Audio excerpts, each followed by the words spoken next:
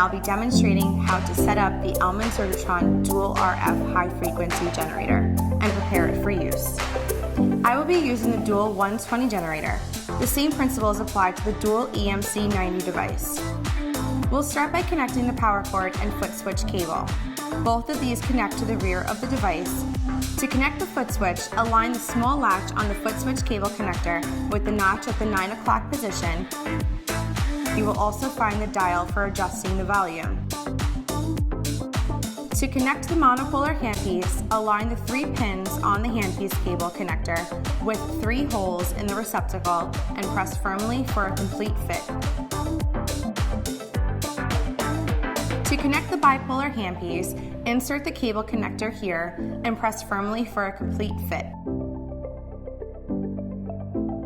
To connect the neutral pad, insert cable here and press firmly for a complete fit. Please note that the neutral pad should be placed relatively close to the surgical site and must adhere to the patient before the unit is turned on. Common locations are the upper or lower back, on the stomach, or on the patient's thigh. When the neutral pad is not connected properly, an audible tone will sound and the indicator will illuminate red. Next, we'll remove and insert an electrode from the monopolar handpiece. Ellman handpieces use a rotating collar to hold the electrode in place.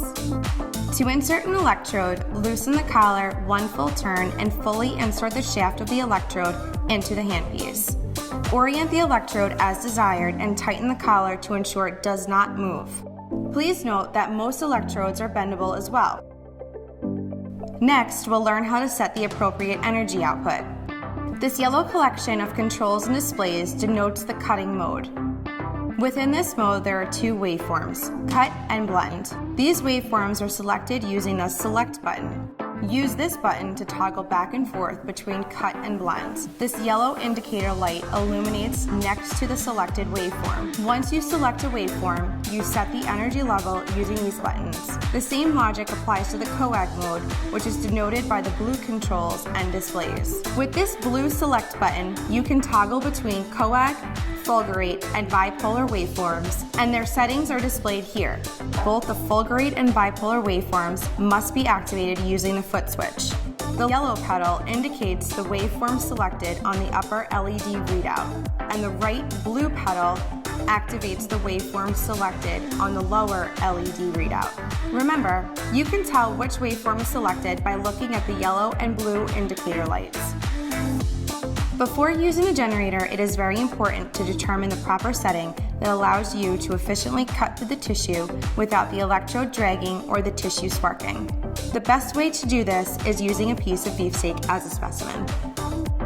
To familiarize yourself with this process, please get a piece of beefsteak and follow along using your own generator. So let's begin by looking at the 2 problems you will encounter if the settings are not right. Firstly, a dragging electrode indicates the power is too low. To experience tissue drag, lower the setting to a very low level of 3 and try to cut through the beefsteak. You will feel tugging and pulling on the tissue and see tissue getting stuck to the wire electrode. The second problem is when the power is too high. This causes tissue sparking.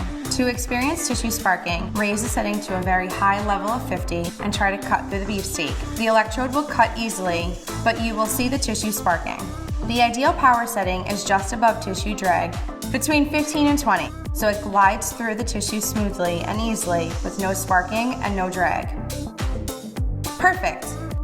It is important to understand that the wire does not use heat to cut. Rather, it works by transmitting different waveforms into the tissue, which in turn cause the tissue to react in different ways, all of which gives you varying amounts of cutting and coagulating effects. I'm using the cut waveform here by pressing this distal yellow button, which allows you to make incisions as easy as this.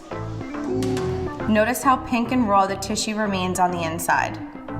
The Surgitron generator produces much less thermal damage, so you don't get any of that charred or burned effect that you may get with traditional low-frequency electrosurgery. There are 2 reasons for this. The first reason is the high frequency. The Surgitron dual RF device operates at 4 MHz. This is 8 times higher than traditional electrosurgical devices, which run at approximately 0.5 MHz. Secondly, the wire does not rely on heat to cut. I can demonstrate this by activating the electrode and going directly from cutting tissue to touching a plastic bag, and it will not melt or burn the plastic. The cut waveform is the most ideal for initial skin incisions where first intention healing is your primary concern. If you have a situation where you want to excise a lesion and suture the skin edges together, you should use the cut waveform, since the edges remain pink and viable. Another important use for the cut waveform is for taking biopsies, where you want a clean specimen for pathology. I've now exchanged the straight cutting tip for a round loop electrode. With this electrode, I can gently sweep through the tissue to excise any intact specimen. Remember, it is important to activate the electrode before making contact with the tissue. If you are not setting the specimen for analysis, then you may choose to use the blend setting. This is commonly used for things such as skin tags, papillomas, nevi, keratosis, or other non-suspicious cosmetic lesions. Activate the blend waveform by pressing this middle button.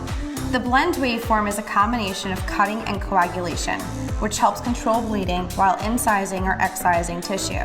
Again, notice that the underlying tissue is not burned or charred, which should result in excellent healing with minimal scarring. The coag waveform is used for achieving hemostasis. Now we will remove the loop electrode and replace it with the ball electrode, the most commonly used device for achieving hemostasis. Depress the blue button on the handpiece and lightly touch the bleeding areas to seal off the small blood vessels. Notice how the tissue blanches as it coagulates. This coag waveform is also the setting you would use to treat spider veins or epilate hair follicles using the Ellman fine microinsulated needles. The fourth setting on our unit is called fulgurate, and it is most similar to what you find in older devices known as hyplicators, where you are intentionally throwing a spark to destroy the tissue. To access the fulgurate waveform, press the blue select button until the indicator light illuminates next to fulgurate. To activate the electrode, press the right blue pedal on the foot switch. As you can see here, the difference is that it does actually blacken, tar, and burn the tissue, as opposed to the other high-frequency waveforms which preserve the surrounding tissue. The last modality on the Surgitron dual RF unit is called bipolar. The frequency of the bipolar mode is 1.7 megahertz, lower than the 4 megahertz we discussed earlier. Lower frequencies are better for straight coagulation, which is what the bipolar mode is used for. Use of bipolar forceps require very low energy settings because the current only has to travel from one tip to the other. Thus, you rarely have to go above 3 to 5 on the bipolar setting. Similar to fulgurate, the bipolar waveform can only be activated by using the right blue pedal on the foot switch. This allows you to grab individual bleeders and seal them off. Many users prefer this type of coagulation because it is gentle to surrounding tissue. It is also excellent for wet field coagulation because you can go right into a wet field and effectively seal off bleeders. This completes our setup and demonstration of the Surgitron dual RF generator.